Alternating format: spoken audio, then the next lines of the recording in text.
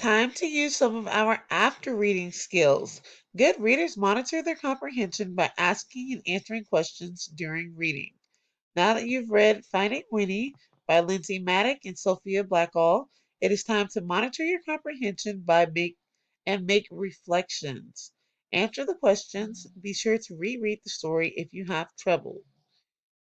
So we are going to look at these questions here on the side. We have, was my prediction correct? What happened in the beginning, middle, and end? So you are giving a short summary. What did I learn? So here you can give the theme. And how can I connect to the characters? So I want you to choose two of these to answer in your notebook. And when you're done with writing down your answers, you are going to drag the boxes to either this is right here question or this is an inferential question.